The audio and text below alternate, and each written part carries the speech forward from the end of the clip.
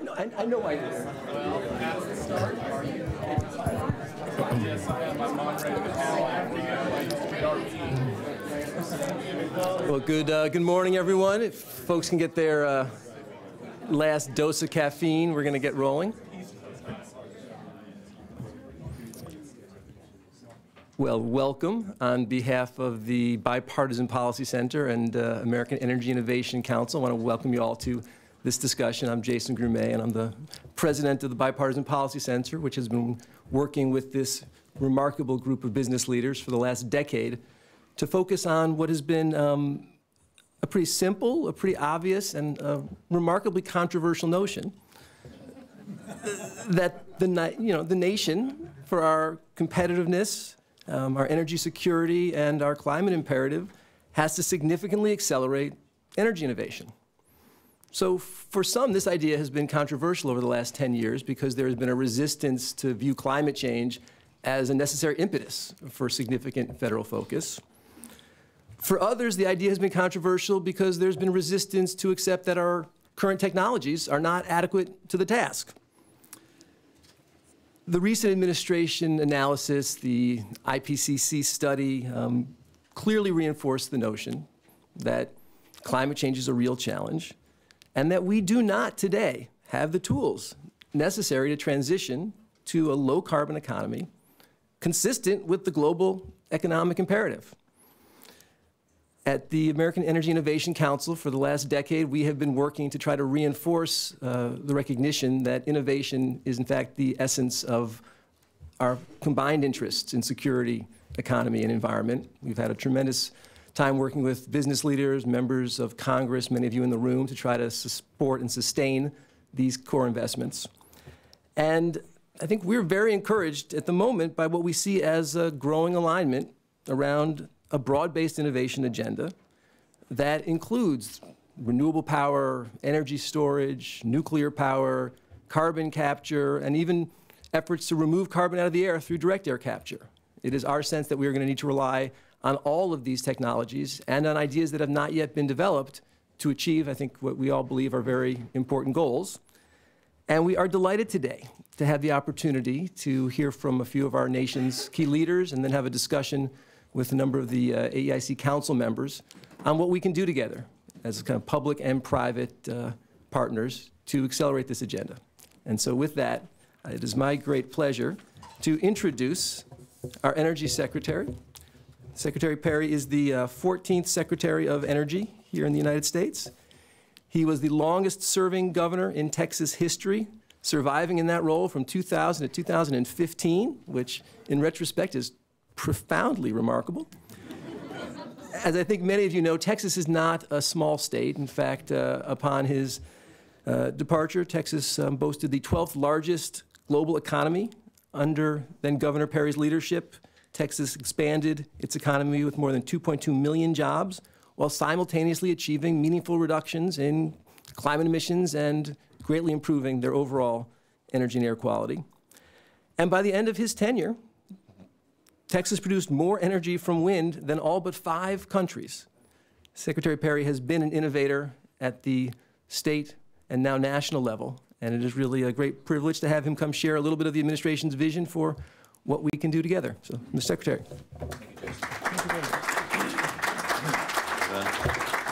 Jason, thank you very much. It is a privilege to be here, and I want to thank the good people of the Bipartisan Policy Center, including the American Energy Innovation Council, for making today possible. By any measure, the Council has more than lived up to its name. It's filled with thought leaders who have helped America to advance robust innovation in their lifetimes, and they know as well as anyone that the critical importance of America's vision and Americans' leadership in this particular area, and how innovation is quite simply the lifeblood of our country. Without innovation, we can't ultimately grow our economy, develop new energy resources, We can't create the technologies that we need to do everything that we're going to require in this country, from high-performance computing to making the air that we breathe cleaner. And we learned this the hard way in the 1970s when regulation strangled innovation, created those long gas lines that some of you in here are old enough to remember, let me put it that way. And today, the exact opposite is happening.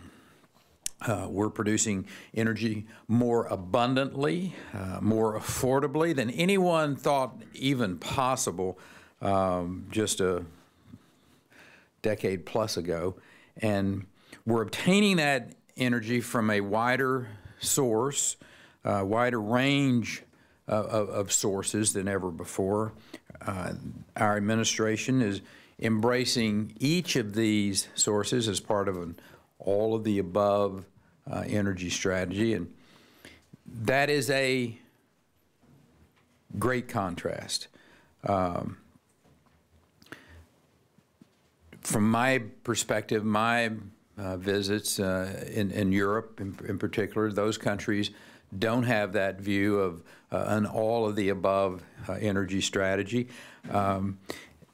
Needless regulations have left them dependent upon a single energy source, oftentimes from a single energy supplier to meet their energy needs. And unlike many of these places, we've seen our economy revive, jobs return, most notably in the manufacturing side of things. And prosperity is expanding in this country. And thanks to innovation, we've seen breakthroughs in technology impacting every energy source that we have.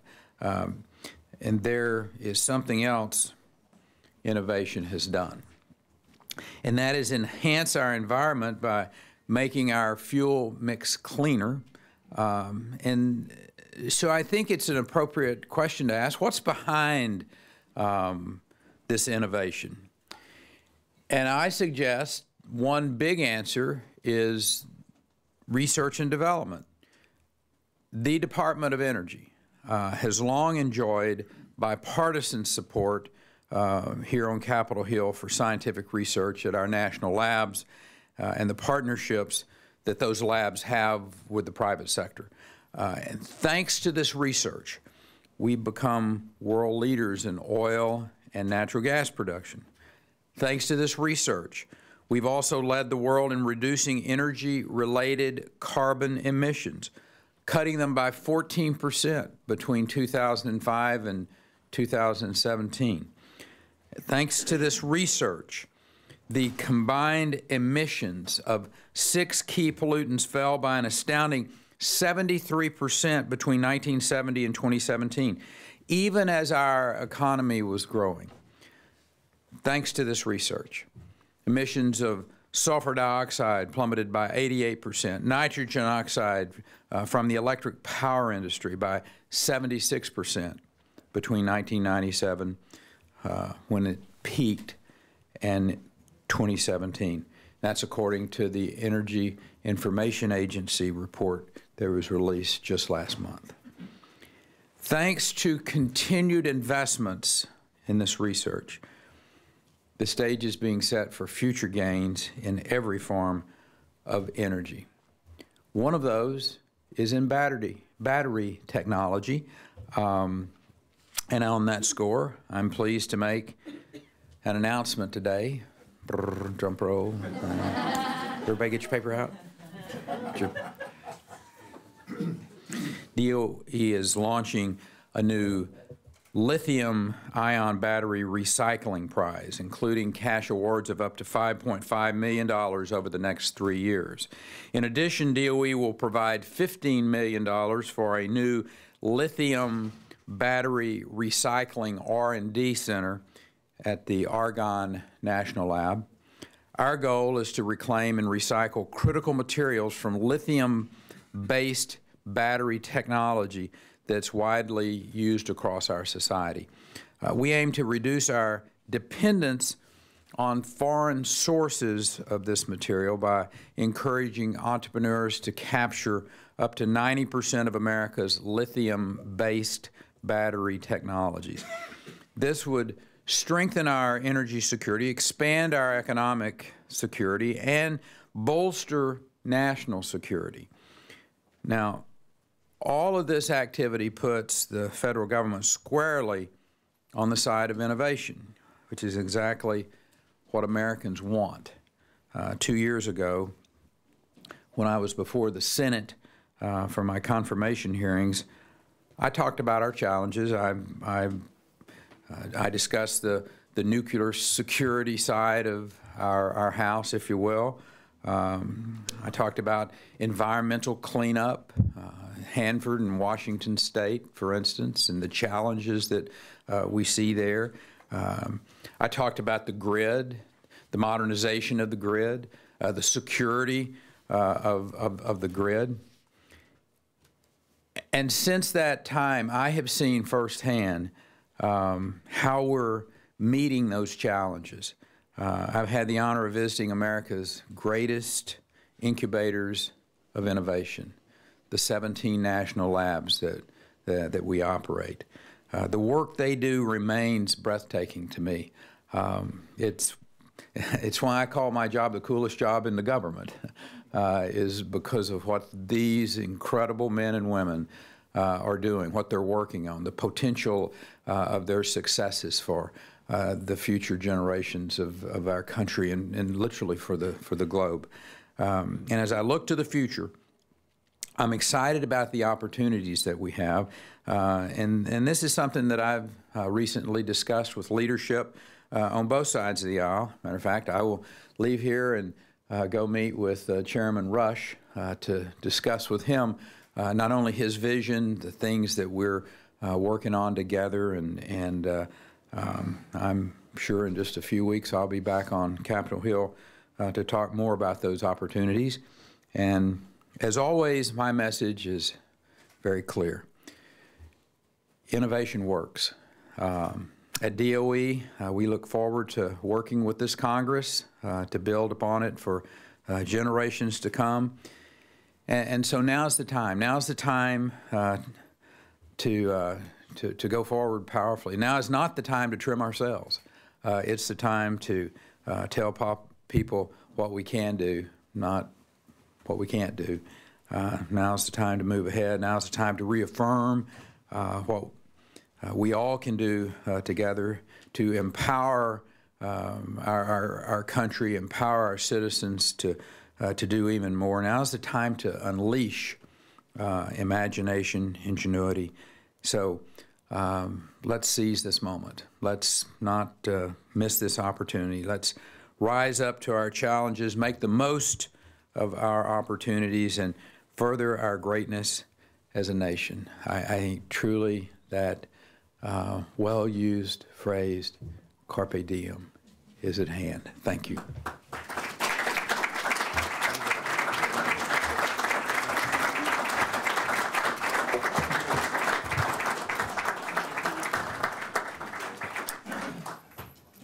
I want to thank the Secretary. He's been on a very tight schedule, and really important to us that he could join us this morning. Our next speaker is Congressman Marcy Kaptur. She is the chair of the House Energy and Water's Appropriations Subcommittee, which is a pretty important place because that's where all the cash comes from to let the Secretary do everything he just imagined. I don't see her in the room at the moment. And so what we'd like to do is ask the panel to join us. We will start that discussion. We have come to learn at the Bipartisan Policy Center that democracy is an unpredictable art. And so when the Congresswoman joins us, we will take a little pause and hear her remarks. As the panel joins us, I also want to just note several members of the Commission and Council who are not here yet today. Other members of the Council include Norm Augustine, who is the CEO of Lockheed Martin and one of the authors of the Gathering Storm report, which was really one of the foundations for much of the innovation that we have underway today. Mark Burns, who is the president of Gulfstream Aerospace. Neil Blue, who is the chair and CEO of General Atomics. John Doerr, He's a partner with Kleiner Perkins, Caulfield, and Byers. Tom Farrell, who is the chair and CEO of Dominion Energy. Bill Gates, some of you may have be aware, he's the founder of a company called Microsoft. He currently chairs the Bill and Melinda Gates Foundation. With that, I would welcome our panel, Addison Stark, who leads BPC's innovation program. We will start this conversation, and undoubtedly, as soon as it hits its stride, Congresswoman Kaptur will join us. So that is my prediction. We'll see how that goes. Yeah, please come on up. And then in order, as I will introduce once everyone takes a seat, our distinguished AEIC principals and panelists. First is Dr. Wanda Austin, who formerly served as the CEO and president of the Aerospace Corporation. She's currently in an equally interesting role, serving as interim president of the University of Southern California. Jay Faison, almost, dare I say, serial entrepreneur, but he's had some entrepreneurial success and is the founder of ClearPath. Tom Fanning is the chairman, president, and CEO of Southern Company. Mike Graff is the chairman, chief executive officer and of American Air Liquide Holdings, Inc., and the executive vice president and executive committee member of Air Liquide Worldwide. And Chad Holliday at the end is the chairman of Royal Dutch Shell Company and formerly served as CEO of DuPont. So thank you all for being here. And if everyone would press the button to turn on your mic, otherwise we'll have some awkward moments. So the reason we're here today is because the American Energy Innovation Council released a report recently. Many of you grabbed it from outside, and probably more than a few of you read it already. Really a story of international competitiveness. Where does the U.S. political system go to support innovation in energy moving forward? And it raises some questions. In particular, one of the things that I would ask, and I'll start with you, Jay, is, how does our investment in energy innovation compete internationally? And in particular, does it matter what other countries are doing right now? I think it matters a lot, and I want to start by saying, as a huge fan of the labs and have visited most of them, I think we've got by far the best lab system in the world, and I think we have the best ecosystem of entrepreneurs where that technology could be deployed. So we have a lot of natural advantages. But if we're talking about international competition, I would focus on China in particular. Interesting story on the last Economist actually on the cover about how they're increasing a lot of their advantages. If you look at what they're spending in federal R&D numbers or in state-owned enterprises, they are outspending us. If you look at what their human capital costs, that would increase that advantage. They have a cost advantage there. If you look at the goals they have in their 5-year energy development plan, they have very tight and specific goals spread out over different technologies. And they don't have these distinctions between basic and applied technologies that we do. They just are trying to get to their goals. So for example, where we have a bias towards basic research, and sometimes our technologies get caught in this thing called the valley of death, companies like A123 batteries get right to the stage of commercialization and then fall, sort of hit a wall. Here comes China, buys that company out of bankruptcy and commercializes it. So it's a goal-oriented approach versus sort of a learning and basic research type of approach. They have a growing market, and I think that's why Bill Gates mentioned earlier and TerraPower focused on deploying their traveling wave reactor in a market that is growing. I think Mr. Fanning here is probably looking forward to more electrification to get some more load growth here so we can have our own kind of test bed for new technologies. But I also think that is important, and I'll I'll stop there. So, Jay, one of the things that you mentioned there is essentially China is taking a much more broad approach to innovation from basic through applied to development, really through industrial policy, whereas we've taken a very strong approach to R&D from the basic and then looking for let 1,000 flowers bloom in a way and hope that we're able to get connections. So this makes me think, I mean, Chad, you've been with us since pretty much the beginning. As you look at the U.S. R&D portfolio relative to the world, as I mentioned, it's not just that top line number, is it? It's about basic versus applied, and where do we go for developmental work? Do you have a kind of general thought about how the U.S. can position ourselves better moving forward? If I could just start by, saying where is the world? Because if the technology's out there, I think we'll find a way to move it around and get it used. If you go back in time, we've had a number of energy transitions, if you call that a major change in the energy system. I tried to count them, and no one's done that, but I think it's high single digits. But every one has occurred because there was a better energy system people went to. It was lower cost, higher quality, more convenient. My prediction is this one will occur because of the same reason. So the question is, do we have an energy system out there today that really is enough to pull things over? And in Shell, for 48 years, we've been doing scenario planning on the energy system. And we've modeled the current one. We update it about every 5 years. We do it country by country. And our analysis says we could solve this problem with the technology we have, but there is not enough pull to get it over in the kind of time frame that the scientists say we really need to avoid that. So that's our issue. The current technology is good. So people say, can we get there? Yeah, and we have a sky scenario that says how to get there, but it's just not moving rapidly enough to make the difference. So I think that's the fundamental.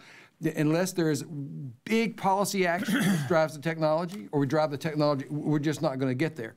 What I find is our labs are doing is as cutting edge as you'll find. And we in Shell have to decide, are we going to put our major research in our labs in Houston, or our labs in Amsterdam, or our labs in India? We're putting more and more in Houston because we just think this system is better. But we could do so much more. And so the simple answer to your question, yeah, we're probably competitive, but that's not good enough. It's not enough to get us over the curve. So just as a quick follow-up to that, Chad, what can we do federally to maybe better position ourselves to support you to keep on making that decision to be here in the U.S.? I think a very simple thing would be one of the original recommendations of this group was a significant funding that was predictable over time, at least a 10-year period of time, and then encouraging private sector matching funds. So the way you get in the game is you bring your expertise, your knowledge, your own labs to partner with our national labs, and I think that's the answer. And I am very concerned that China is probably doing a better job than us in many ways. So one of the things as we think about between basic, applied, and developmental research, the cultures of innovation across that scale are different. Different innovation ecosystems are unique. And I think, Wanda, you probably have seen it from a very late stage system integrator's viewpoint and now to the very exploratory basic R&D at the USC. What do you see as the difference in those cultures of innovation?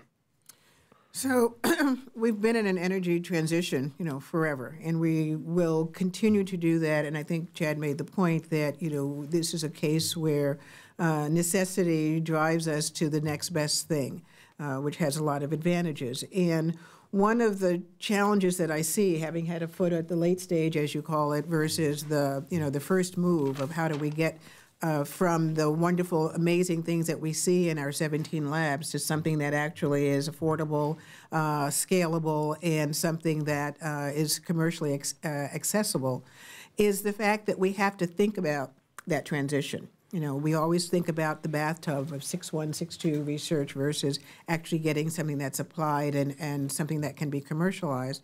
And that doesn't happen by accident. That happens because you create paths through which you partner and understand what's going to come out of the front end of the research effort and figure out how it can add value for users, how it can be commercialized, how it can be scaled.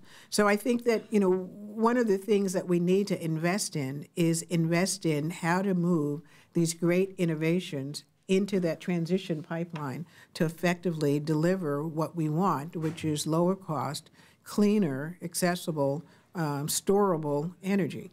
So I think, we have to set the tone that says we need to make that part of our research effort is to make sure that when we have a phenomenal idea, we figure out how to marketize it and get the value out of it.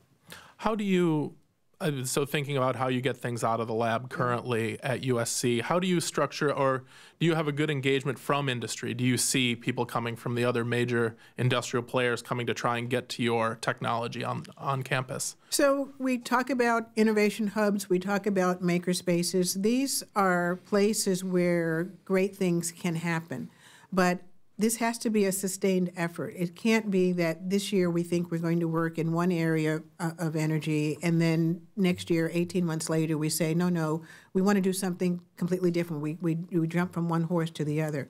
This has to be a stable line of investment. It has to be a stable partnership because these things don't happen overnight. And you don't get your best researchers and your bright students to get connected to something that they don't think is going to last. And so I think it's really, really important to be able to see those pipelines of funding that say that we're serious about figuring out, not picking winners, but figuring out, what are the opportunities in multiple areas, because it may well be that a hybrid solution is what we will end up with. So I think it's really, really important when we think about how to partner with the university community to think about that partnership on something that is longer term than an annual funding budget. One thing that I was really excited about with this panel is the fact that we have representatives from the power sector, the industrial sector, and also the large oil and gas. And it allows us to really look into how innovation is being driven by each of the needs. So one of the questions I was thinking about, Tom, is I recently read that at Southern Company you've made some pretty aggressive goals to almost up to low or no carbon by 2050. The first question I have, do you have numbers on that you have very specific numbers, and by when? And if so, how do you see how far you can make it on today's technology and what kind of innovation you're needing to make it all the way? Yeah, first of all, context of remarks would be three things. One is I've been very involved in kind of national energy policy. Besides leading Southern, I've been chair of the Edison Electric Institute, and I've worked with all the politics around what is good energy policy. The second thing would be I've had a long relationship with the Fed. I'm a former CFO. I have this great kind of interest in the notion of good energy policy. Energy policy done well has such a profound positive impact on our ability to compete economically in a globally competitive marketplace. So what does that mean economically? So that's kind of the value as a function of risk and return. That's the return kind of element. The risk element is my third area of concern, and that is I help lead for all of America all of the national security around physical and cyber intrusions on the United States grid. And so I always think about risk and return. What can we do economically with good policy? What does the threat of bad actors do to us as we evolve kind of where the United States can go? It's very clear to me that when we make statements like low to no carbon by 2050, that is part of an overall context. That context is hung on the idea of clean, safe, reliable, and affordable energy. All of that must work. Within that broad context, one of the objective functions is carbon. It's very clear to me, we could come out and say, hey, no carbon by 2050, piece of cake. But that's garbage, because we know that in order to achieve those objectives, we do need an additional technology revolution. When you think about the miracle of what directional drilling and fracking has done to the release of heretofore unavailable gas resources, what are the imperatives inside the energy space? Things like storage, micro storage in the form of batteries, macro storage in the form of things like using the earth as a battery, pump storage, hydro, Ks, compressed air energy storage, a variety of big ideas where we can get storage at scale. My sense is lithium-ion is a good technology, but it'll only take us so far. We need real material science advances to be able to push that idea. And then the other one is just this idea we're still going to need to do something with the carbon atom. And so CCS, which heretofore has been a tough thing, we need to continue to invest on dealing with the carbon atom, and I'm so happy with what the Secretary said about that. You know, at the end of the day, how and when these technology advances will manifest themselves, the whole idea about R&D is taking something that's out of the money and putting it in the money. How and when we do that will determine our ability to get from low to no in the future. Yeah, yeah, and exactly, you're right. You're not the only power utility right now trying to make these claims, but how far do you think today's technology can get you? Can it get you that 80%? Can it get you 60?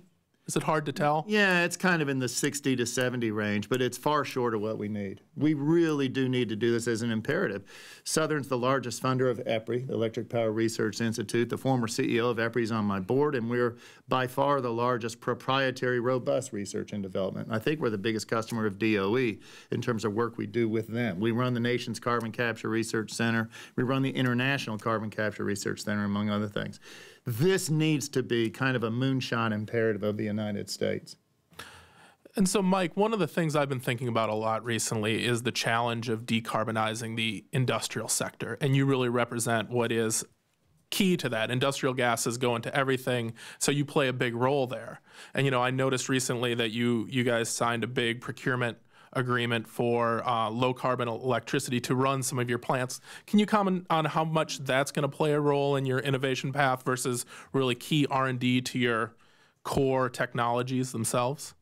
You know, Addison, I think it's a combination of things. I mean, for Air Liquide, we're in 80 countries around the world. And we, like you say, we touch or enable almost every industry that's out there. And from a corporate perspective, sustainability is a core principle of what we do. So in anything we do, whether that's in the commodity businesses we serve, pharmaceuticals, healthcare, manufacturing, electronics, we think about it from a sustainability perspective, and we think about how we can address the issues around human health and the health of the planet simultaneously. And for us, that all comes through innovation and the development of new technologies. From the perspective of the energy space and how we can go ahead and assure that those innovations and those technologies meet what we expect to do, the first thing we have done is we've set clear goals. So by 2015, you will see a 30% reduction in our carbon intensity of our operations on a worldwide basis. In order to facilitate that, it clearly means we've got to make sure we employ new innovation and technologies in the design and operation of our own facilities. It also means, because we are a large consumer of power in our own operations, that we find ways to utilize renewable power to go ahead and run our industrial facilities.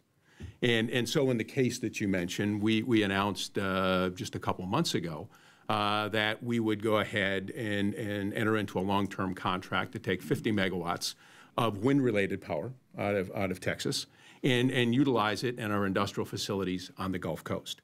Now, that may sound simple, but as you all know, when you think about the reliability and availability of renewable power from wind, you can only count on it about 40% of the time. So the key then is, how do we design our industrial systems? How do we design the ecosystems, the industrial structure around our facilities to utilize that? And we have now reached that point where we can make that happen. So the innovations have occurred, the technology is there, but then how do you bring this to scale? And that's the key component for us. And so that's where we've gone with that element. Now we can take those same concepts and we work with our customers in the same way. How can we think about their energy needs in a more sustainable way? And so we've got pilots right now on how you produce steel utilizing hydrogen as an example.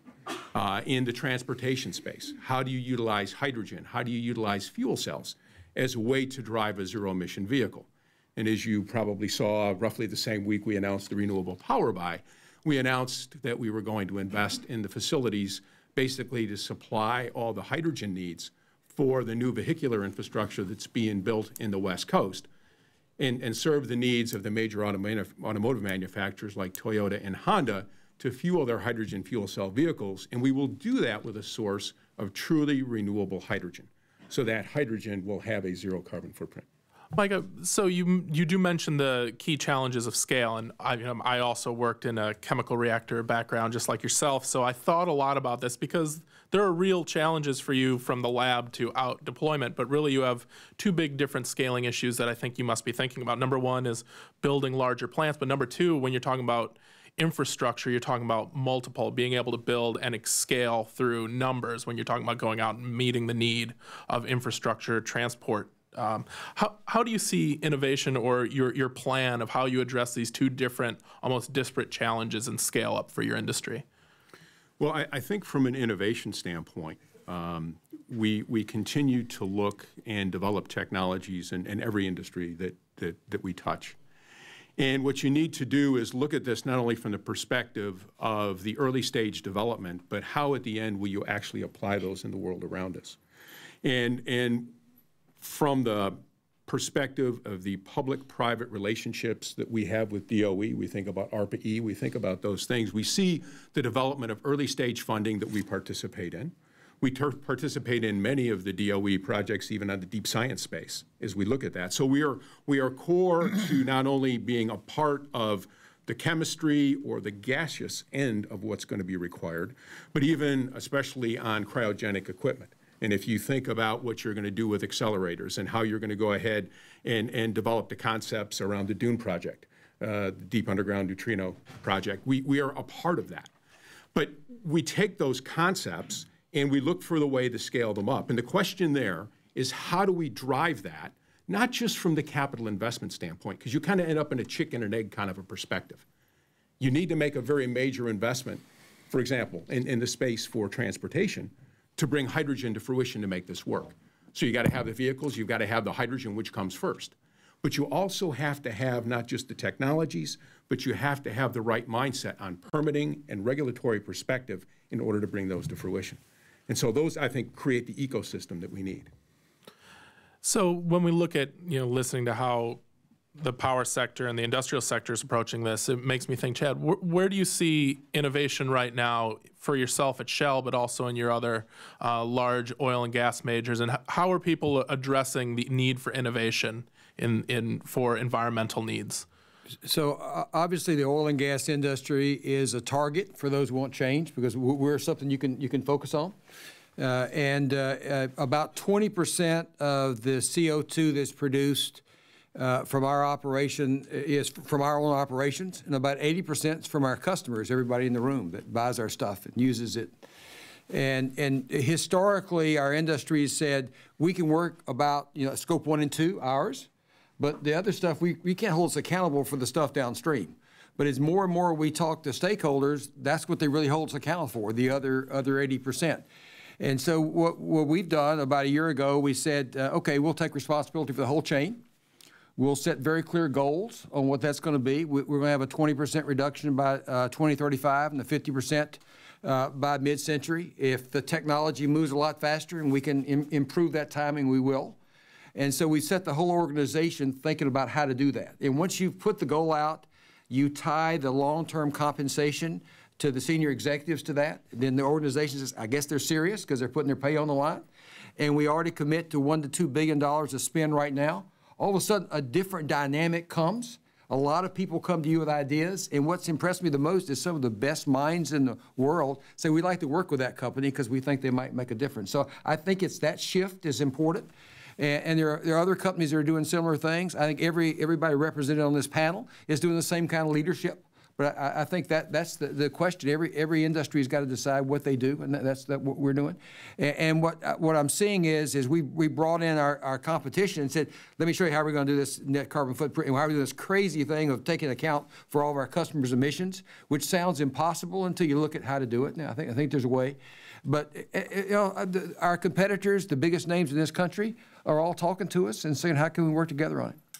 Ben, I tell you, Chad, the tying executive comp, mine is, and my senior management team, to hitting all these objectives is going to move the ball.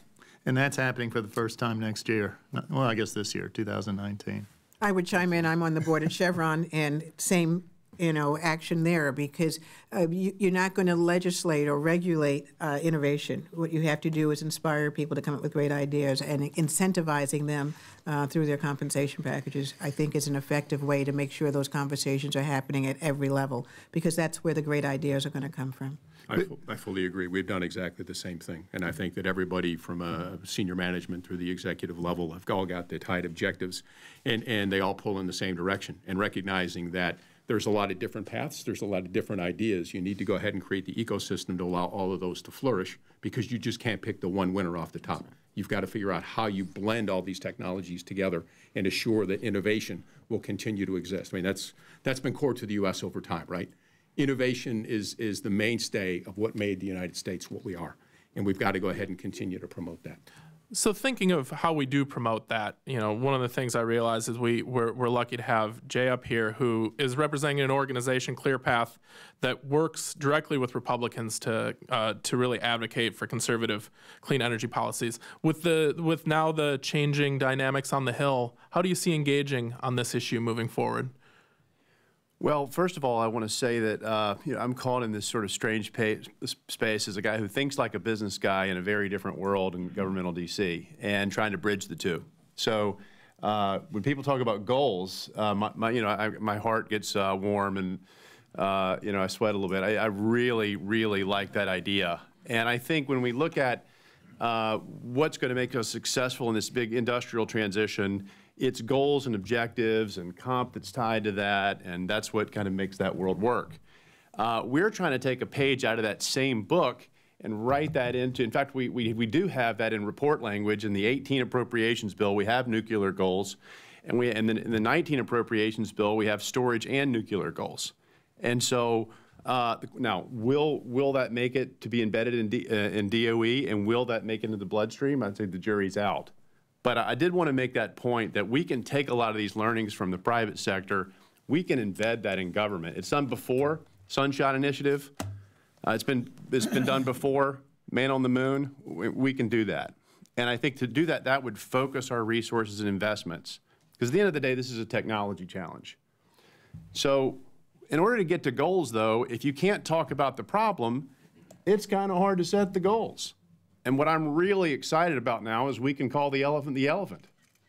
It's climate change. And the Trump administration put out a national climate assessment that if you read it, it's pretty good. And it's very, very detailed. It was commissioned in 1989 by George H.W. Bush and his 13 agencies. So, our level of ambition and goals, I think, should be set by whatever we perceive the risk to be. And I'd say that the Trump administration's put out a darn good marker there. Let's look at that. Let's have that discussion. Let's set the goals. Let's hardwire it. And let's focus our time and attention across all departments in that method. Now, that's a big ask. But I think we're now at sort of the first or second inning in that sort of momentum. And when I sit up here with industry leaders talking about this, I get hopeful. So thinking about that, you're right. There's a good marker set out there. This is where we are. This is where we need to go. What are the things that you think could be some positive bipartisan steps forward in this Congress? And this is not just looking to you, Jay, but anyone that I think starting with you, but thinking about where can we go as a team on this issue? Well, if we're realistic, we haven't passed a large energy bill since the 2007 energy package, and marching straight into huge legislation might not be realistic day one, right? That's why we focus on singles and doubles that build trust and a little bit of muscle tissue to get these things done. One example would be, we've gotten a lot done in appropriations last year. DOE got plussed up in a lot of very important programs. That's an example. Another example is the Future Act, which is what's called 45Q, which is a production tax credit for carbon capture that's unlocked a lot of new investments already and could do a lot more. That bill was sponsored by Senators Barrasso and Inhofe, Whitehouse, and Booker, right? So these are the kind of bipartisan work together with some pretty strange bedfellows to get things done. Those are good examples. I think we should build on that. And I think we should work in parallel. Let's have some big conversations. But meanwhile, let's don't forget the singles and doubles that'll get us there. Yeah, here's the thing that I think we've got to keep in mind. When we're inside the Beltway here, we tend to focus on federal. When I think about the success that we've had in the national security realm, cyber and physical security, it has been hallmarked by a partnership between the federal government, private industry, and state and local governments. We got to have the boots on the ground in order to be able to execute this stuff. When you think about the Federal Power Act and a variety of other things, we can't just do it unilaterally at the federal level. And so when I think about from one standpoint, moving from an old standard of reliability to one of resilience, and how do we really provide for a more robust infrastructure, that's going to require all three people working together. Another one will be, how do we create an optimal energy portfolio for the United States, one that is really regionally based? And when I think about the impact on the economy, creating more jobs, growing personal incomes, and making American lives better, this thing is going to happen. The third thing is really this idea of the age of big iron transitioning to something where, because technology enables it, because customers require it, we're moving to distributed infrastructure, not just distributed generation. Microgrids, storage technology, switchgear, a variety of other things. That is an attack on a 100-year-old business model that many people will feel very defensive about. But it's clear in business that one of the greatest harbingers of future failure is past success. We certainly have had that. We need to create now initiatives that will attack that past success and create a new future. That's going to be done by technology advances in R&D. And then the last one is really just a whole sense of priority initiatives in the R&D and technology space that this United States can do very well. So you mentioned a little bit about the balance between federal and state, and and we do see different regional leaders in pushing for clean energy innovation. Is there a thought about how we can expand that model beyond, say, the traditional innovation hotbeds? You know, for different industries, it's different places, but how do we go out and really advocate in the different states? So I think there's one of the things we're creating on the campus of Georgia Tech. It's not limited to Georgia Tech. It's really a Southeastern Institute for Energy Policy. But the whole idea there is to create these centers of excellence. When I think about regionally optimal portfolios, wind is not that important to the Southeast. We don't have wind flows. Solar is enormously important. In fact, Southern Company was, at least at one time, the largest owner of solar in the United States. Now we're pivoting to more wind.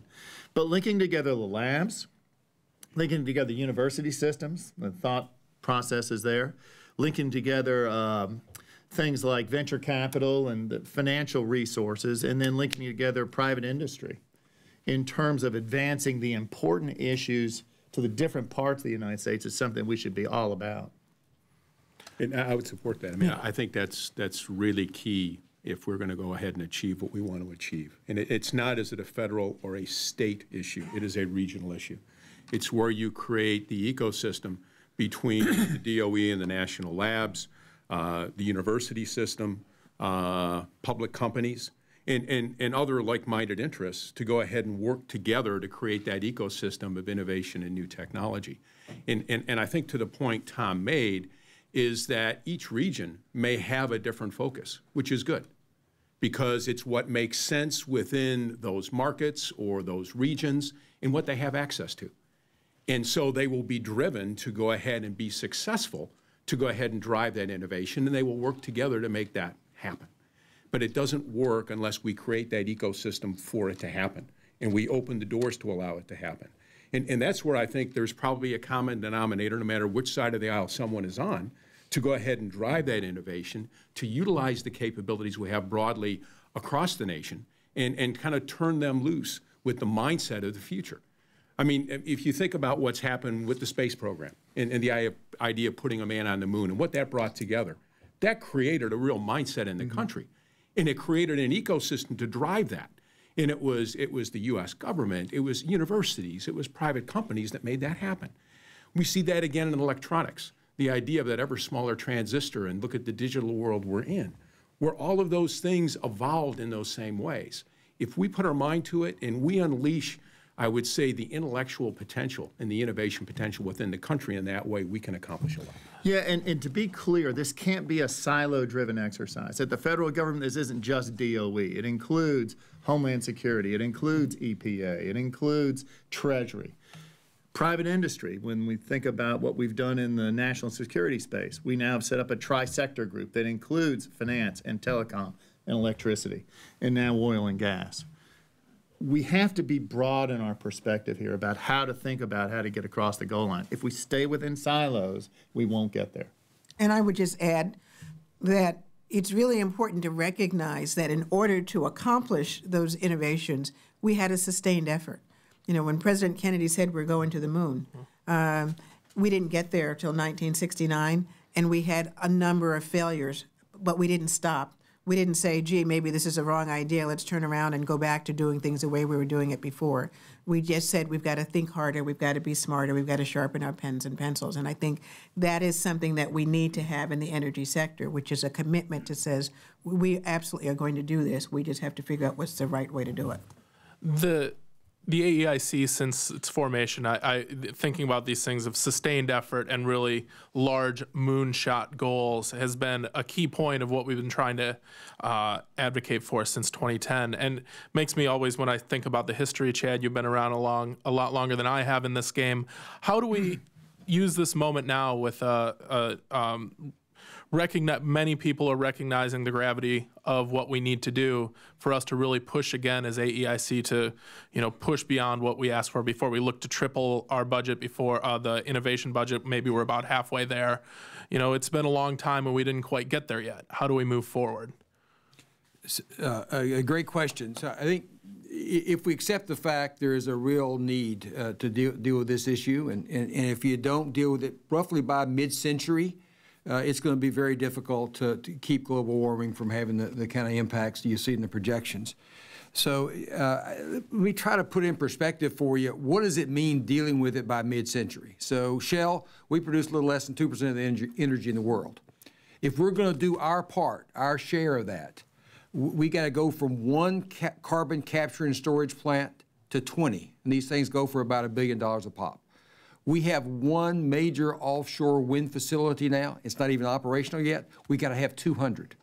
We got to take our mix of our energy from 50-50 natural gas and oil to 75% natural gas. And we also have to have land-based solutions, and our share of the land-based solutions is a country the size of Spain. So you look at the enormous numbers and that 30 years plus or minus to get there, the technology is just not robust enough to do that. So I think it's understanding the size of the numbers, because it's awfully easy to say just get more electric cars. The arithmetic is just not there. So, and our view is we've looked at the technologies. It's not obvious the winner. So when we look beyond the technology, what can we get our friends on the Hill here to do for us? What we need a lot of competition. We're going to need we need to go with hydrogen. We got to have hydrogen is a real competition to batteries, because as the Secretary announced today, recycling of batteries, that's a real issue. And so rather than just relying just on batteries, let's have a major hydrogen initiative. So I would pull together a consortium of companies that would like to work together, make the technology available to everybody. As it comes out, let's don't lock it up. We need to use it. And I think with enough federal funding project by project, that can happen. And if I could add to that, in terms of bringing people together on a global basis, we at Air Liquide, along with Toyota, created the Hydrogen Council. So this is a global group, started with a couple companies, a half a dozen like-minded companies, and utilizing hydrogen and what it could be. Seeing hydrogen as an energy vector of the future. It's not just about what you can do with transportation needs, but how do you think about that as an energy source that can actually meet the world's needs?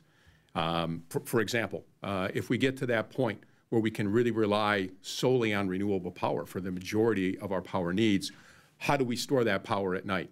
How do we make sure if we're utilizing wind power or solar power that power is available to go ahead and power the city of Washington, D.C. or New York or Chicago at night or in a peak period on a cloudy day? And we think hydrogen clearly can be a part of that solution. So I think we've got to promote those technologies. And in my mind, it's not one or the other. It's both.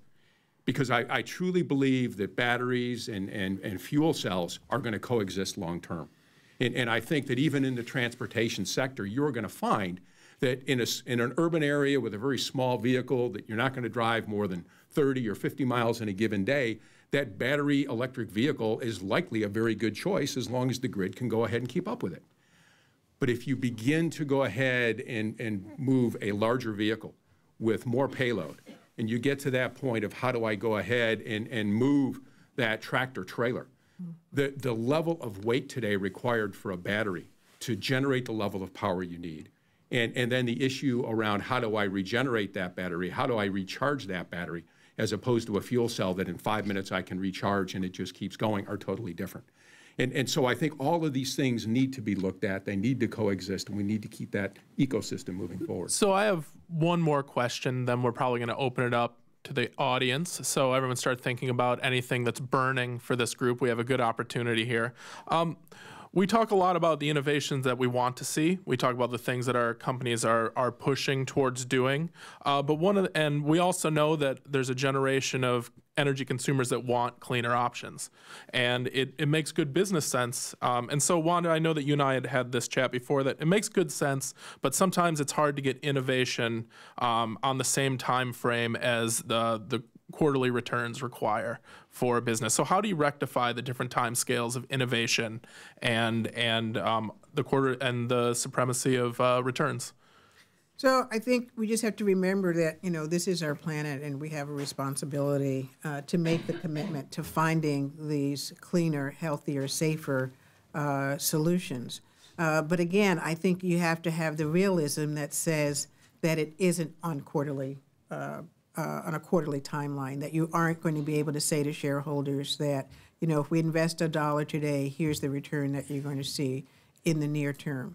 But that we have to have these higher level objectives that say, we've got to reduce greenhouse gases, we've got to advance carbon capture, that there are smart things that we can do to make it, safer, cleaner energy options that are quite accessible and take us into the future. So I think it really is about making the business decision that says, we recognize it's not going to happen overnight, but we also recognize that this is not an option, that we have to take this back. Aniston, there's three kinds of companies in the world. There's birds of prey, moving prey, and roadkill.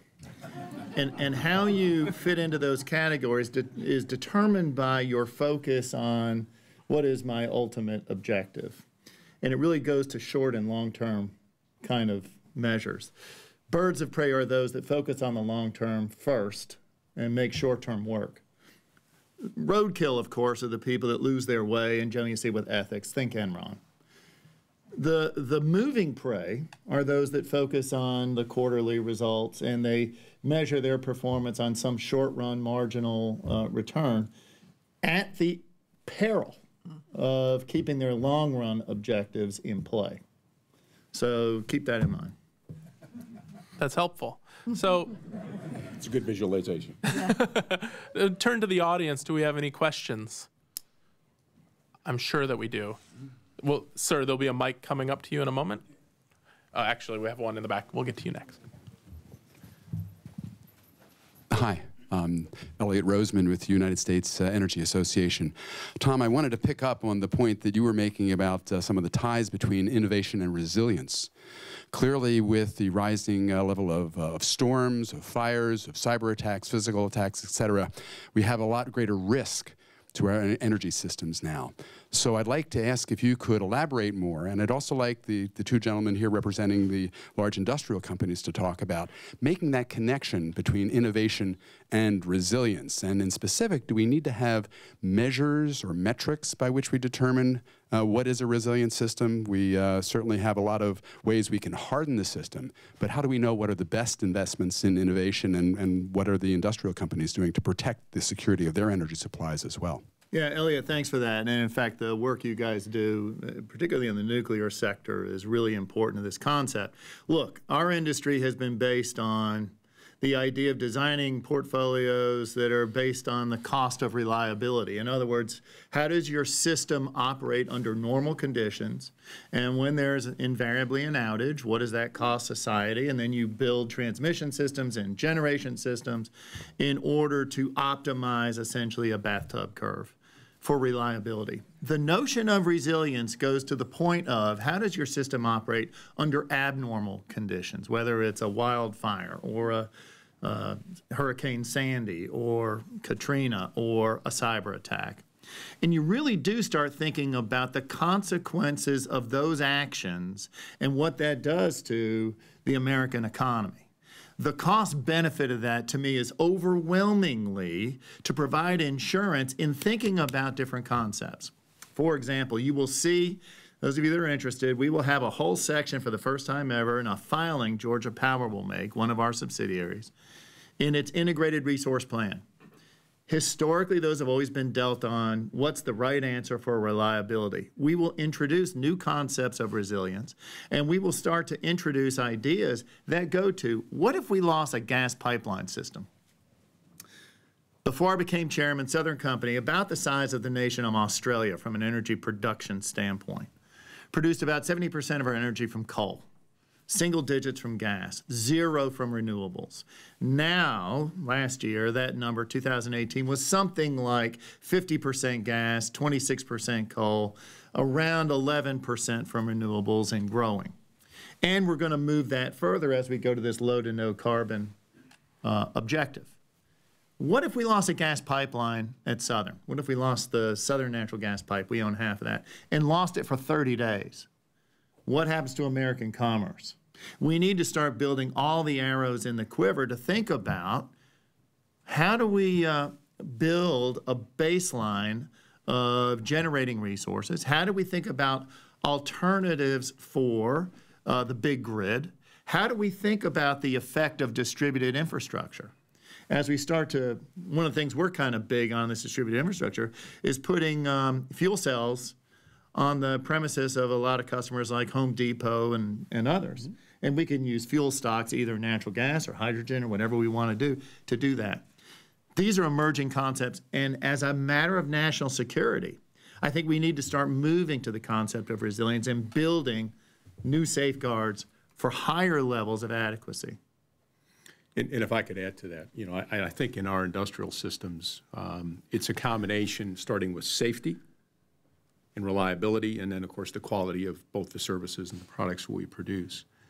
And I think the safety piece is driven by reliability, but in many respects, it's not just reliability, but to your point, Tom, it's really availability, right? And so we have 2,000 miles, for example, of a pipeline on the Gulf Coast. And that's how we move a lot of our gases between all of our industrial customers. And some of these gases are consumed in industrial processes that they have, reactor systems and that sort of thing.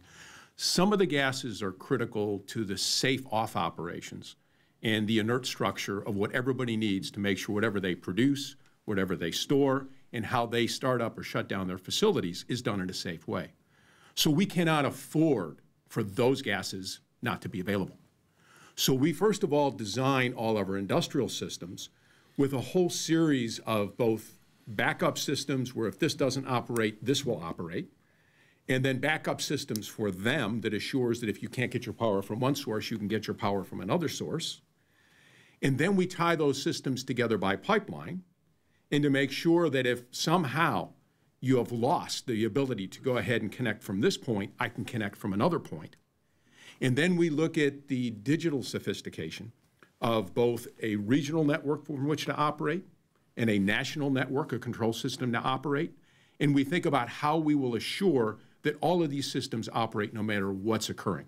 We can produce our own power, we can buy power, we can store liquid, we can do a variety of things to make sure this happens.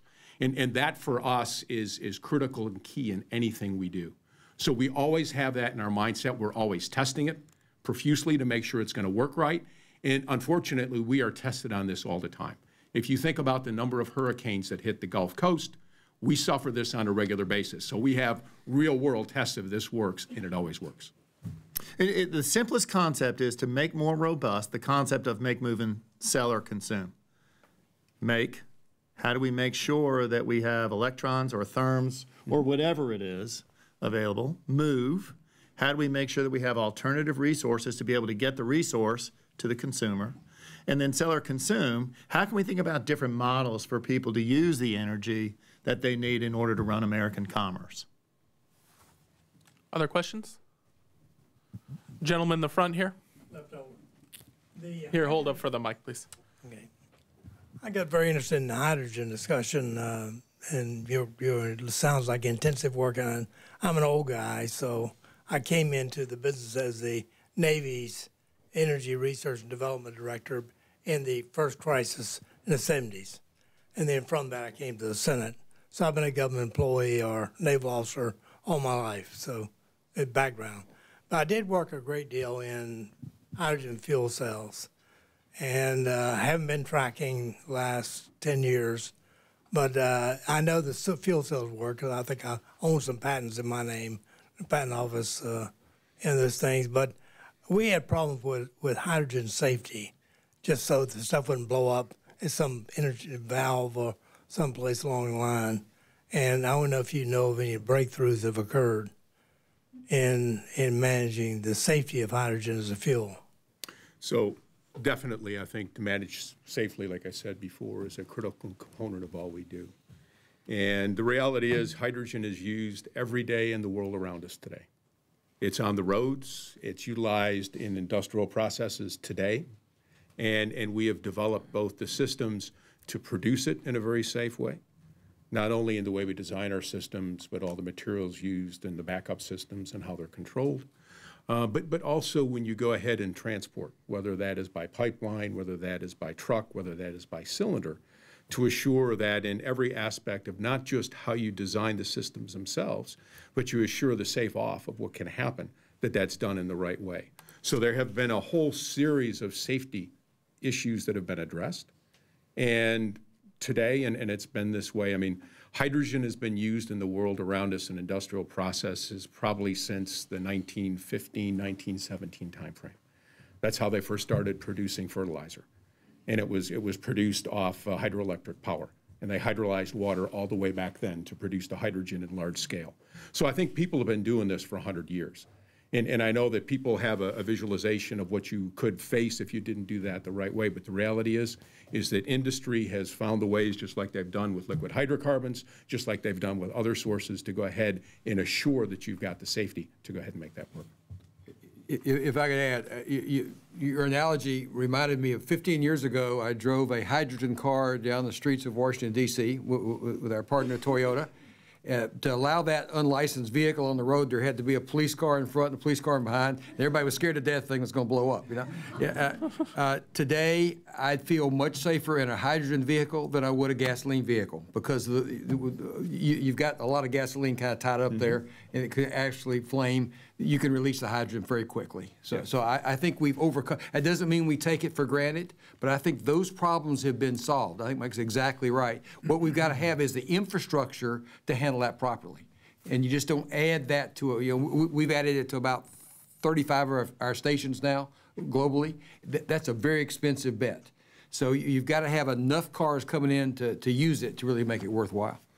To put it in perspective, 5 kilograms of hydrogen will allow you to power a Toyota Mirai 300 miles. So you're talking about very small quantities of hydrogen.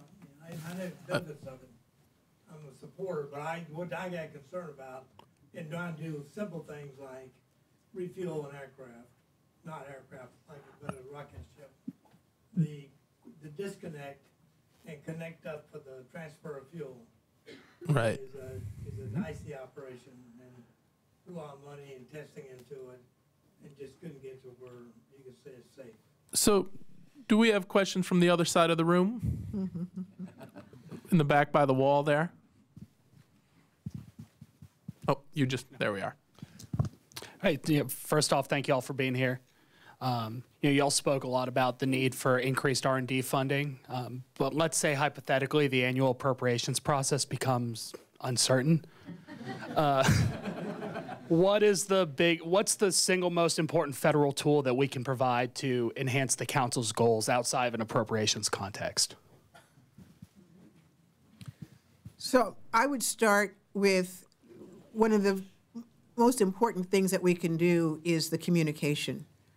To make sure that our scientists and engineers are well connected with our government, not only our legislators, but to make sure that we have the right expertise engaged in the conversation about how do we make smart investments with the dollars that we already have?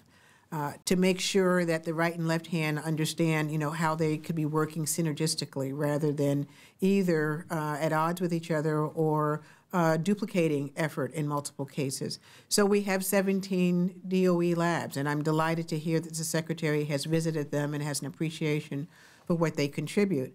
But I would also say that it's important for our universities and for our industry partners to understand what those capabilities and opportunities are, and to see how we join forces in making decisions about where we go and how we support that financially. And key to that is the workforce pipeline, making sure that our universities understand where we need to be training our future energy leaders so that they have an opportunity and have a voice to be participating in the discussions about the decisions that need to be made to ensure that we're successful. Jay? Goals, goals, and goals. We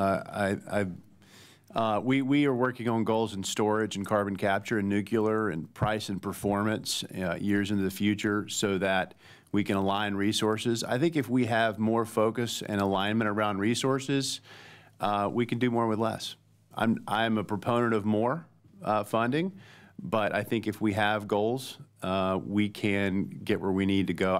If you said pick goals or money, that'd be a hard choice. I'd probably pick goals. And I think besides the money, which I know you said set that aside for the minute, and the goals, there's another aspect to the regulatory framework and the permitting framework for a brand new technology and a brand new operation that you want to start up. You can imagine if it's something that nobody's ever done before and you want to go ahead and build that in a given area, how do you get a permit? Because people want to make sure they do the right things. They want to make sure they're safe. They want to make sure all these things are handled appropriately. And if it's never been done before, there's a bit of a void. And I think that as we look to go ahead, especially in a more networked way and a more distributed way, to really go ahead and test new technologies and new capabilities, I think there's a role to create kind of a blueprint for permitting and regulatory need, not to overregulate it, but to make sure as we think about these new technologies that people recognize this is how you approach that. This is how you introduce that. This is how you apply it in a way that the localities that have to permit it and have to deal with the regulatory aspects feel comfortable they're doing the right thing. I'd say this country just can't be beat once we decide to get in the race. And if there could be some national consensus that this is a problem and we're going to solve it and we'll deal with it with time, but the race is on, we're going to win that race. So we've put our leading edge research facility in Silicon Valley because we're going to bet on that's going to be a place a lot of this will come from. So whatever national consensus, it doesn't matter what the current political environment is, this is a race we got to win, like Space Challenge or whatever. If we could come to that conclusion, we can get there. Yeah, look, energy policy done well creates an unassailable advantage for the United States in this globally competitive economy. Part of the energy policy has to be technology development in order to achieve our future objectives. The payoff on those investments is enormous. And the spinoff, we were kind of talking about that last night, the spinoff ideas, whoever would have thought of Velcro or remember what's the 3M thing, the sticky things, that was a mistake. The stuff we come up with will pay back manyfold. I tend to operate under a theory of abundance here. We can always be better. So I think we'll get there. I'm pretty optimistic. We have a question here. Yeah, and I can't see well, so I will trust the mic runners to just find people. Okay. I'm Mark Trumbull of the Christian Science Monitor, and I'm just curious, in kind of following up on that elephant in the room point, would you all say that the with perhaps shifting attitudes about climate change, and then now we have Congress with split control between the parties, if we get past the shutdown, do you see an opportunity for some real bipartisan energy legislation on innovation that would be maybe one of the areas where Congress could shift to getting some important things done in this next couple of years? We do, and we are very supportive of Tom Reed's, Representative Tom Reed's bill, which is a technology, this is an example, technology-neutral tax incentive that was put out last year, probably reintroduced in the near term. And that gives all new clean technologies a start in the market up to a certain level, and then once they reach a certain level, these subsidies automatically sunset. So it's an idea. I think it's a very good idea. It's this all-of-the-above technology approach that we think we're talking about, very bipartisan. So yes is your answer. I think that we are in a new place here where we can get stuff done. I do. Yeah, I agree. Look, I'm up here enough. I think I can vote in the local elections. There's enough support on both sides of the aisle to get stuff done. I really think as well, not just talking about energy policy, but if you combine energy policy and infrastructure and national security, I think there's real common ground there for everyone. And I really believe there's opportunity to go ahead and bring things forward under those circumstances. Do we have any questions in the back, perhaps? Our latecomers. Yeah, couldn't get a seat. Bob Powers with the Nuclear Energy Institute, and I wanted to add thanks for this. Has been a great presentation. You know, we are very proud as a country of what we can do. Our potential to innovate is enormous. Our national labs have been mentioned. We have the best in the world. But thinking internationally, big or small, you know, we're the big aircraft carrier that's hard to steer. Who's doing it right, innovation internationally, that we can maybe emulate in some way? Who's doing something that we could be doing, even on a small scale, that can help? Well, look, okay, let's just pursue nuclear. So we're the last company in America developing new nuclear right now. Vogtle 3 and 4, AP1000 technology, Westinghouse. We're also investing in R&D in a partnership with the Gates Foundation on some ideas about new nuclear. We're developing Gen 4 reactors, fusion reactors. In fact, this Dr. Steven Specker, former CEO of EPRI, on our board, just left being CEO of a fusion company. That's all happening pretty much here in the U.S. When I say good examples, so look at France. They've built an energy economy based on nuclear and reprocessing, and they're doing a lot of interesting things. At the micro level, what we are finding is that, as with telecom, that was burdened by copper wire in the air, and now emerging economies are going to cellular telephones, a variety of other things. I think you're finding spots around Asia and a variety of other areas where distributed infrastructure related to energy are really kind of bright spots and places to grow. So look, there's a lot going on. There are also lessons that we should learn from people that are doing it very poorly. The abdication of nuclear following Fukushima in many places in Europe has produced enormous negative unintended consequences. We've got to have the vision and courage necessary to stay with a long-term energy policy. And when problems arise in the future, fix them. So folks, one thing about being a great politician is timing. And I am delighted to welcome Congresswoman Marcy Kaptur, who I think, as you know, is the chair of the House Energy and Waters Appropriations Subcommittee. We've been talking a bunch about the importance of investment in innovation, the challenge of probably the return of the sequester caps, and we are convinced that you spent the last half hour on the floor expanding the scope of the energy and water slice of that pie, which we are pleased to dine on with you in the coming months. Just as a brief moment of more formal introduction, Congresswoman Kaptur is from Ohio's 9th District. She is serving in her 18th term and is the senior-most woman in the House of Representatives, and that experience is going to serve us all very well in the coming months. The Congresswoman worked for 15 years as a city and regional planner and was in the Domestic Policy Office of the White House during the first moment that our nation really focused on energy policy in the Carter administration. Most charming to me is that Congressman Kaptur was in the PhD program at MIT when she was recruited to run for Congress.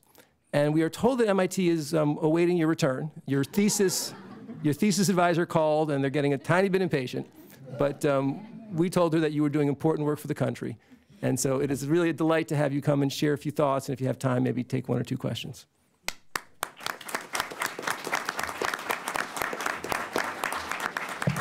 Good morning. Boy, I wish I could have spent my time in this room this morning. I'll tell you, I've been in a few other places, and I hail from northern Ohio, Cleveland to Toledo, a big energy platform. But I wanted to thank everyone here for your kind invitation, and I know you've had many other speakers this morning.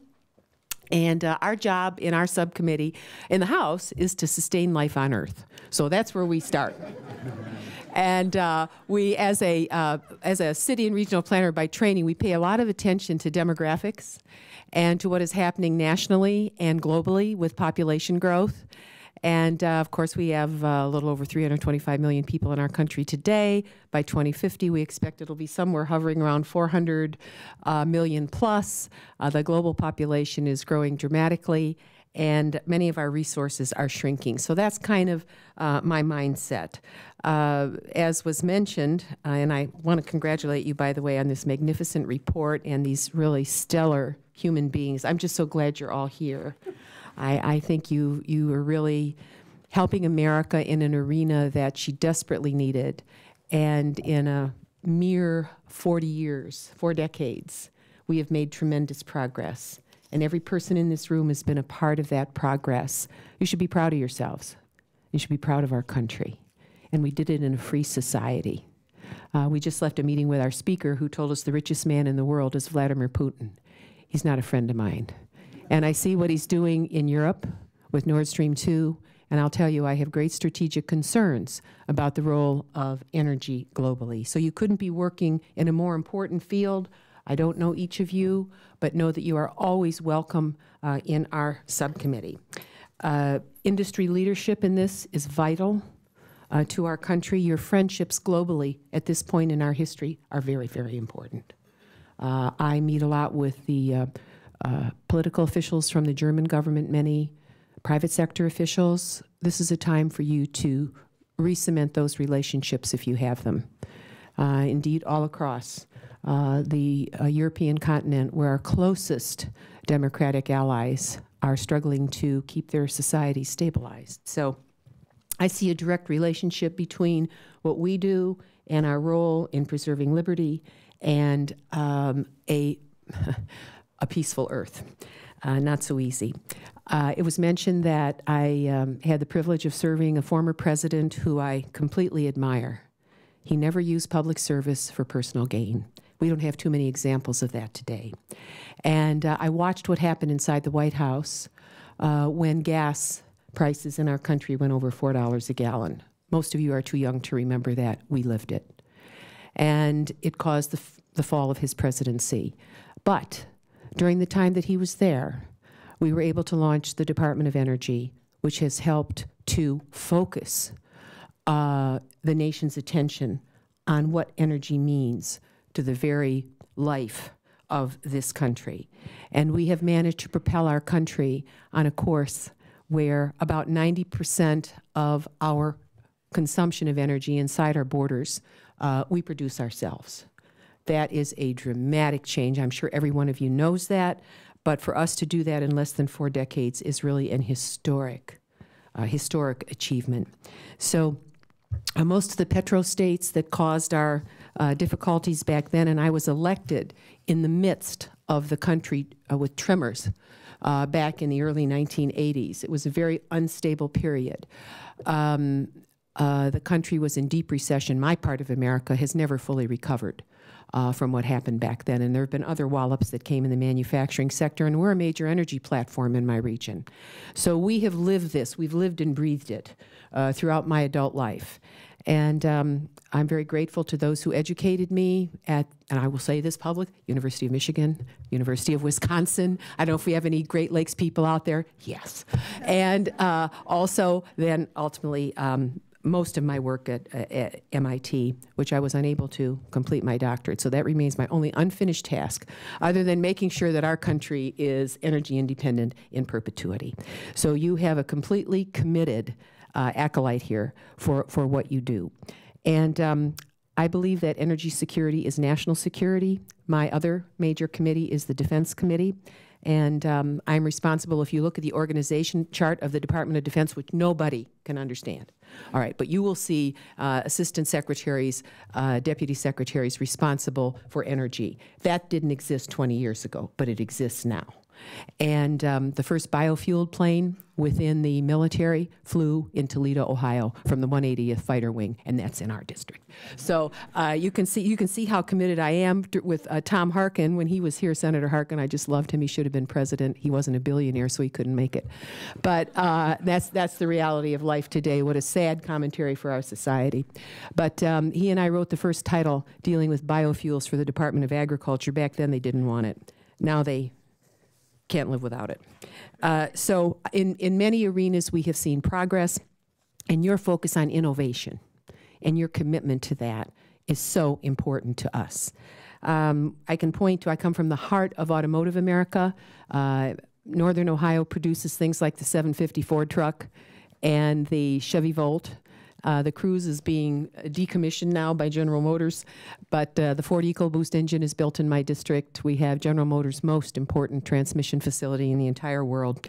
And so we know a little bit about manufacturing. The Warren Tank Command is just up the street from us, and the Lima facility of General Dynamics for the Abrams tank is just a few miles south of my district. So you get a sense that I come from a heavy industry part of this country, very different than Tech America. And I have nothing against it because they sell most of what they make in automotive and truck manufacturing. But each member is different. Each of us represents a different part of our country, and we try to help the people that we represent and the firms and private sector that allows us to try to build a better middle class in this country. So if you look at something like the Chevy Volt, most of the investments that really came from research at DOE allowed us to move that technology forward, and it has had many, many offshoots in battery manufacturing around the country, in the private sector. So a lot of the R&D that we do really has spin-offs, as you well know. Oil burners. DOE-funded researchers have developed cleaner combusting oil burners, and that has saved our consumers more than $25 billion in fuel costs and eliminated more than 160 megatons of carbon pollution. What an achievement just in that rather unique sector. In drinking water, our community knows this problem well.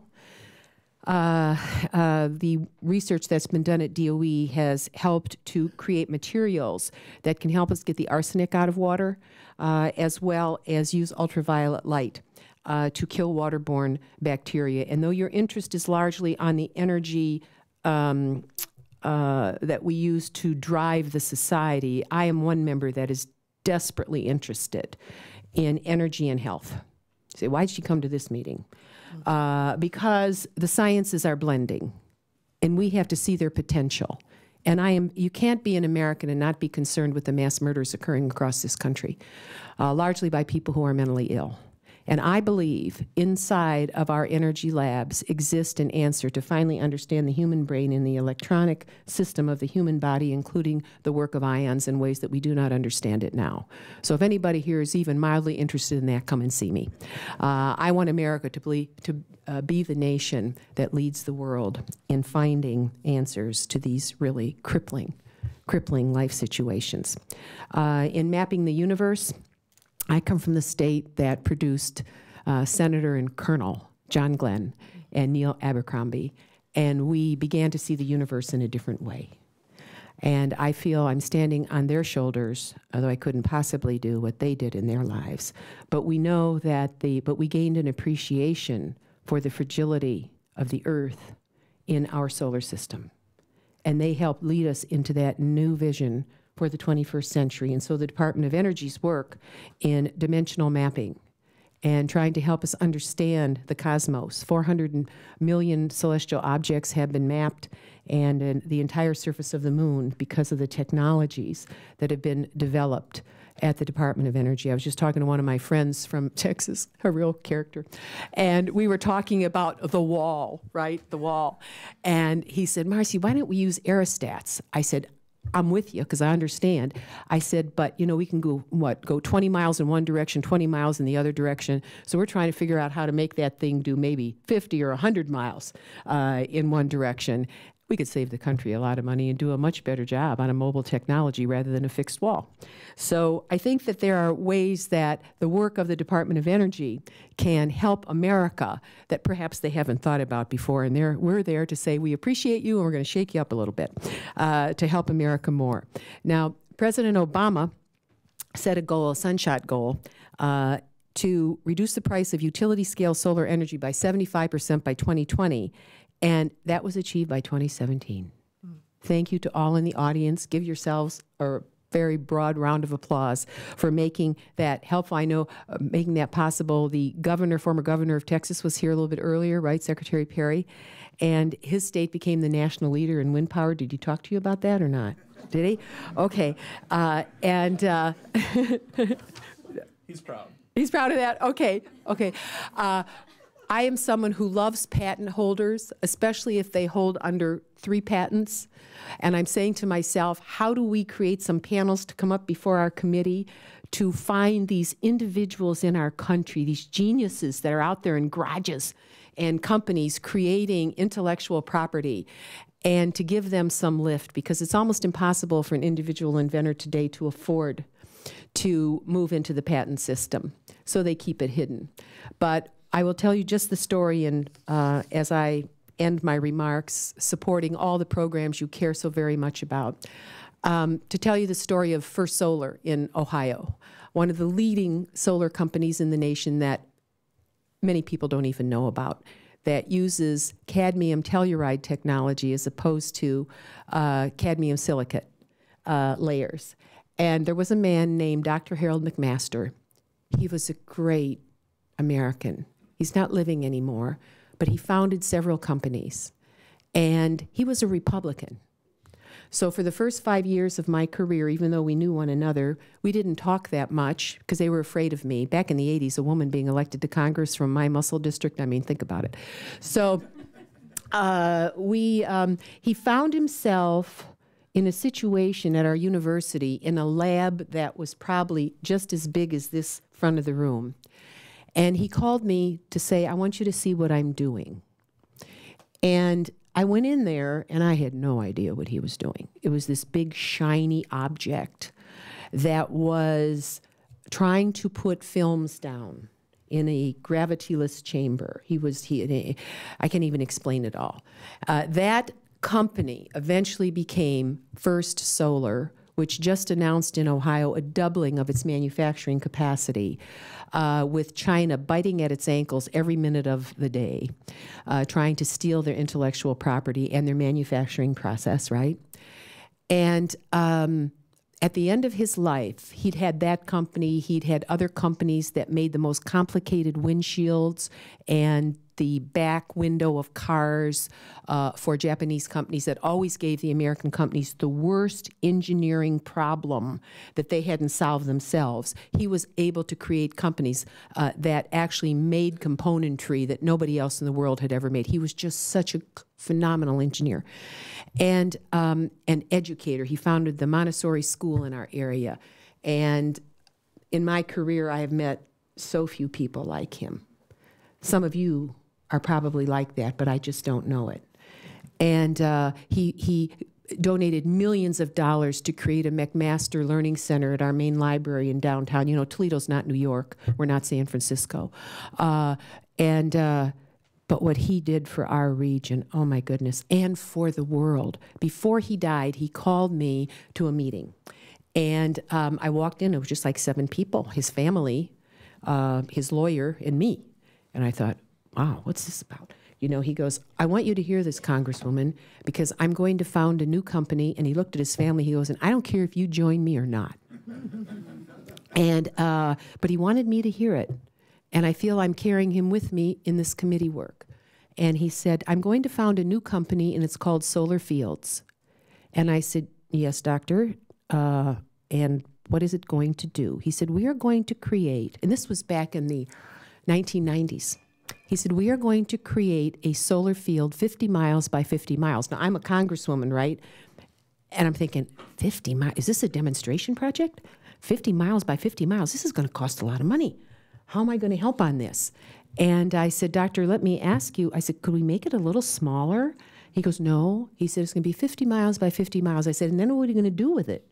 And he said, well, we're going to locate it in a place where the sun's angle meets the earth in a certain way and where there's no dust. And I said, and you know where that is, don't you? He goes, yes. And he said, and I said, and then what are we going to do? He said, and then we're going to backload the United States. Now think about this, an Ohio boy that grew up in a place called Defiance. Nobody even knows where that is in the audience, right? And he came to the big city of Toledo. He became highly educated through our university system, and he helped move America forward. I've had the privilege in my life of meeting a few people like that. He became one of our major philanthropists. He helped endow the McMaster Center at the University of Toledo, where we have a lot of clean energy research going on. And he formed partnerships with people all over the world. So you are a part of that sector in America. Wherever you work, whatever your dedication is, know that members like myself, and I know my ranking member, Mike Simpson, we've merely switched chairs. We work on a bipartisan basis. We are dedicated to this country. We've served a long time. It's taken me 37 years to command a gavel. Think about that. It took us, I passed the bill to create the World War II Memorial. That took us far too long to get the legislation passed, and it took us 17 years to actually dedicate in 2004. It's now the most popular memorial in the nation's capital. So the over 55 million visitors. And I wasn't able to achieve, I got to just say this footnote because I'm not done yet. I was not able to achieve an explanation for future generations of why that war was fought. And as we look at we wanted historical collections on site, and we were unable to get them for reasons I won't even go into. And but one point I will get into, I think we still need to do that, and we have the technology today to do it. But the one feature we were unable to complete that I still wish we could find a way, and it deals with energy, we wanted to put a beam of light over the wall of stars. And that beam of light would fall on the shadow of the Washington Monument that is reflected in the Lincoln reflecting pool at a certain time of the day, and we would bring together the 3 centuries of existence of this country, the founding of the Republic with Washington in the 18th century, the preservation of the Union in the 19th with the Lincoln Memorial and the Lincoln reflecting pool, and then the World War II Memorial, the preservation of liberty over tyranny in the 20th century.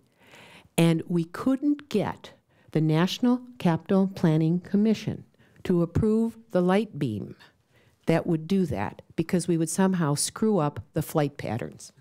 So now, as chair of Energy and Water, we are going to figure out with your help how to install that piece that is unfinished and bugs me until this day. So maybe some of you will have ideas how not to interfere with the spectrum up there for the airplane. So thank you so very much for being here and for your very important work for the world.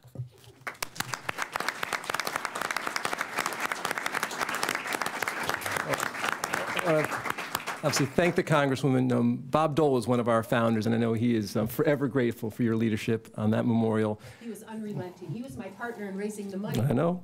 On behalf of the American Energy Innovation Council, we are going to make that beam of light one of our priorities, assuming that it is powered by a non-carbon resource, possibly even a hydrogen fuel cell. Really also just appreciate the kind of humanity that you've brought into this discussion, because I think we all recognize it's about technology, but technology is about people. And that's something that I think we always try to remind ourselves. I want to thank everybody for coming. Thank you all for sticking here with us. And we're going to really spend a lot of time with the Congresswoman trying to make this agenda real, and I know we can count on your support. So thanks a lot. Awesome. Great being with you. Well. Awesome. Thank you very much. Oh, I'm glad to be here. Great being with you.